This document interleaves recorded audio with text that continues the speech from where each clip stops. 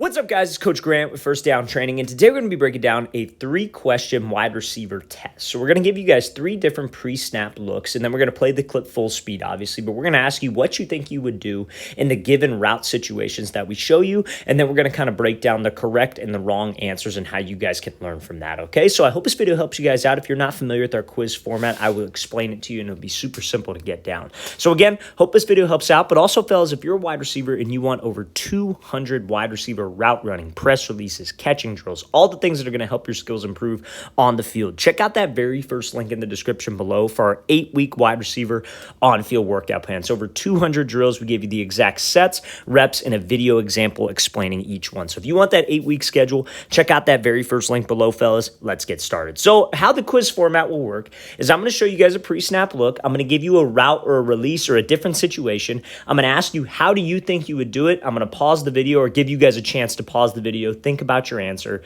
and then I'll break it down. Okay, so first example here, first route that we're going to talk about is this DB is going to be bailing out of there. He is bailing out. Obviously, it's a zone coverage look because he is facing the quarterback. But if he is bailing like this, how would you run a 15-yard comeback? 15 back to 12, okay? How would you run this 15-yard comeback? So you guys can go ahead and pause the video, think about your answer. Maybe you want to write it down. So go ahead and pause it, and then I'll break it down. So you can go ahead and pause the video, fellas. Okay, now I'll break this thing down. So if you guys said that you want to attack the blind spot of this DB right away, you would be incorrect. Now, the reason why, because again, a lot of people automatically associate zone coverage. They automatically associate that with blind spot. So they think that, oh, well, this DB's got this blind spot right here. I want to go attack it right now. But a couple things you got to think about when we're running routes. We got to think about spacing, and we have to think about where we're lined up on the field. So where is Landry lined up here? Bottom of the numbers, like past the bottom of the numbers. He's pretty much hugging that sideline, right? So if we just go straight to that blind spot right now, what is this DB going to probably do? He'll probably widen, he might turn, but when I break this thing off, what am I going to have? Maybe about 2 yards to the sideline.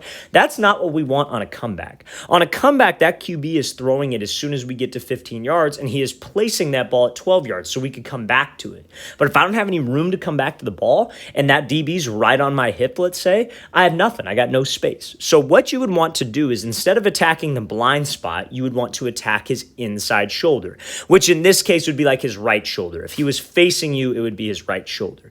So you'd want to maybe close the distance. You'd want to step on his toes, act like you're threatening the blind spot to widen him at first, but at the stem or at the break point, you would want to attack the inside shoulder to get him to flip with the route so we have space to accelerate. Because again, he's a little bit outside shade, right? So what's he trying to do? He's trying to force you inside. So let's attack that inside shoulder, try to get him to run with me so I have some space to accelerate and space for the QB. So that's exactly what Landry does here. Let's play this thing full speed. So he comes off, attacks the blind spot at first, works inside, then snaps it off. Gives himself space to accelerate. And even then he's having to toe tap the catch because where was his alignment at?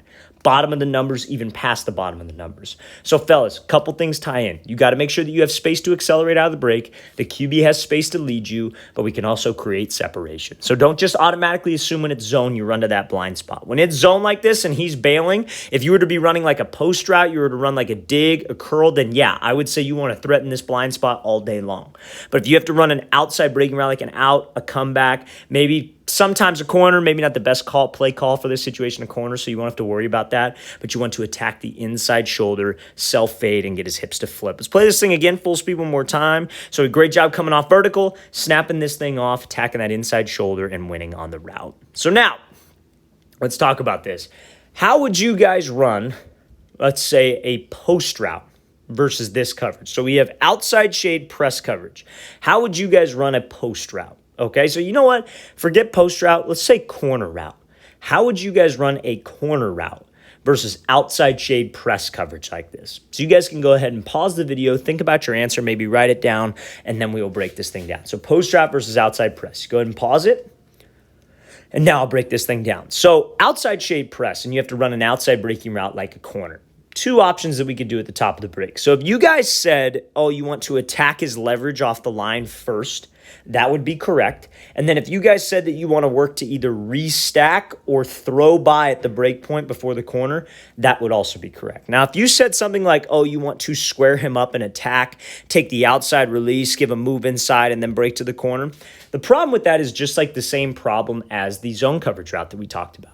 This DB's outside shade for a reason. Whether he's facing that QB and he's in that like zone deep third, or whether he's in man coverage with his eyes right on me, he is outside shade to prevent the outside release and to prevent the outside route.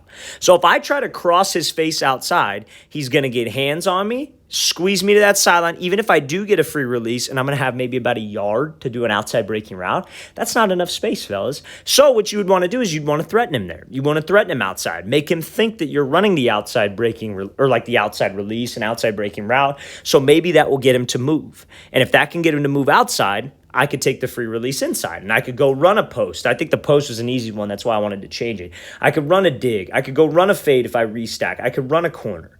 But now, what if he plays it well? That's the thing that we also have to take in consideration. So that's kind of what happens to Jefferson here. Alexander plays this thing very well. He attacks his leverage. He takes the inside release, but Alexander plays this thing extremely well and is all over this route. And you see, even on this throw, there's not that much space to lead right here. So if you would have forced the outside release, that wouldn't have worked. Something that I think could have made this route a little bit better is maybe have Jefferson restack a little bit better. Like right there where Alexander is able to knock him off this route and force him inside like this, that's the tough part. If we can restack maybe a little bit more, maybe threaten the outside a little bit more and put myself in a better position at the top of the route, I could get space. Now, if this DB's playing and he's maybe got you beat by a step, what do you think you could do? You would throw by with this arm. You'd swat him by at the back of the shoulder, back of the hip, and maybe slip under, because that's better than getting completely forced to run over the top. So, fellas, you just got to make sure that we have a plan at the top of the break. Off the line, when you know what to do, it is easy to beat press. It is extremely easy to get off the press when you know what to do. You have to know what to do. You have to know why a DB is playing you a certain way. Let's watch the thing again, full speed. A lot of people will say this route didn't work because he took the inside release. Incorrect. False. He did the right thing. He maybe could have sold the outside a little bit more with like a harder cut, maybe not so much of like a split release, but again, did the right things. Just got to make sure we put myself in a good position at the top of the route to win the route, okay? So now, not bad by Jefferson. I'm not mad at the release. I just think Alexander played this thing very, very well. I think we could restack him tighter angle if that release would have been better. Okay, so now, last question here on this test. I want to ask you guys about a release that you think you could go with. Now, you don't have to give me a specific type of release, but think about the last clip we talked about. Think about just routes in general. If you're familiar with this page, think about what we've talked about on this page in the past. Inside shade, 2 to 3 yards off, and you have to run a dig. Okay, so a 10-yard dig. What release do you guys think you would go with conceptually? What type of like release, what concept of a release would you guys go with? And if you're thinking of an exact release, that's fine too. So you guys can go ahead and pause the video and think about your answer, maybe write it down. So go ahead and pause it. And now I'll break this thing down. So when you have this inside shade look and you have an inside shade route, it is no different than what we were just talking about, except it's flipped. So we were just talking about if this DB was outside shade and you had to run an outside route. So you'd attack him outside, try to get him to widen a little bit, take the inside release, and then go break it off, right? So now if he's inside shade and you have to run an inside breaking route, the deal that you can do on this is you'd attack him inside. You'd attack his leverage. If that's what you said, attack his leverage, that's perfect. We get a lot of questions from guys who are saying, hey, coach, how do I know when to attack his leverage? When he gives you a leverage, that's when you need to attack his leverage. Because even if you had an outside breaking route, you would still attack his leverage because he's inside shade. Now, another thing that you might have been able to say is close the distance with him, which would be correct. Because if you just came off the line and there's 2 yards between the two of you and you just throw like a little jab inside, even if he jumps, there's too much of a space between the two of you for him to react. So we got to get into his cushion. I got to be able to step on his toes a little bit and then fake inside, because now I take the free outside release, I didn't force it, and I could get some separation at the top of the break. Whether I could throw him by, I could slip under, or I could work to restack. If you guys said you would want to square him up and then give him a fake outside, take the inside release because it's a dig, that'd be incorrect. That'd be no different than what we were saying last clip we get with Jair Alexander. It would be like, oh, let's attack him outside, then force the outside release. If you're running a dig route in a real game scenario, chances are, especially if you're the outside wide receiver, chances are you probably have a pivot route from the slot, if it's a 2x2, obviously. But let's say, make it basic. Let's say it's 2x2, a pivot route, a 5-yard in, maybe like a dig, like a 10-yard dig. Maybe it's like a post, maybe it's a seam, whatever it is. But you have a lot of inside breaking routes that could happen. And if you get completely rerouted, you're going to run into that. So we have to make sure that we keep spacing, and we have to make sure that we keep timing. So textbook right here by Rashad Bateman, attacking the leverage and then being able to take the outside release on an inside breaking route. All right, fellas, I really want to thank you for watching. I really appreciate it. If you guys have any questions at all, don't hesitate to leave those in the comment section below. We always appreciate the feedback. Always great to hear from you guys. You guys help keep this channel going.